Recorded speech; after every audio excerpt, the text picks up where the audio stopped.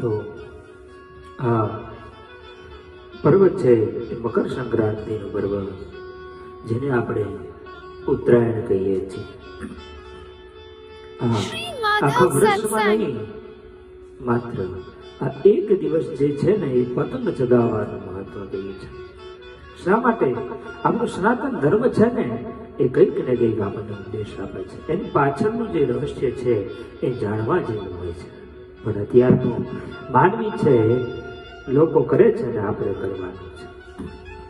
પણ આ પર્વ છે જેમાં સૂર્ય છે દક્ષિણથી ઉત્તરની તરફ થાય છે અને ઉત્તરના સૂર્ય એટલે કે મકર રાશિની અંદર પ્રવેશ કરે છે. અને આ સમય દરમિયાન દક્ષિણથી ઉત્તર તરફ જ્યારે સૂર્ય થાય ત્યારે એ સૂર્ય છે ને વક્રીય બને છે.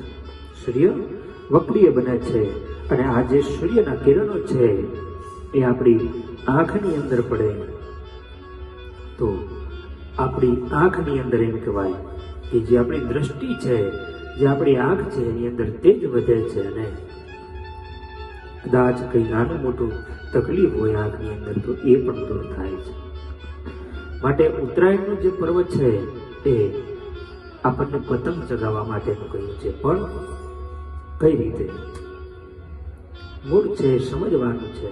તો કહે છે કે સૂર્યોદયથી એક પ્રહર એટલે સવારના સૂર્યોદયથી 10 વાગ્યા સુધીનો સમય એટલે એક પ્રહર, અને ત્યાર પછી સાંજનો એક પ્રહર એટલે 4 થી સૂર્ય અસ્ત સુધીનો સમય. આ 2 પ્રહરની અંદર પતંગ ચગાવવો જોઈએ. અને જોવાની વાત એ છે કે આ જ્યારે ઉત્તરાયણનો દિવસ હોય છે ને ત્યારે પવન છે એ જે દિશામાં સૂર્ય હોય છે ને એ દિશામાં જ રહે છે. બને ત્યાં સુધી લગભગ આવું જોવા મળ્યું હશે.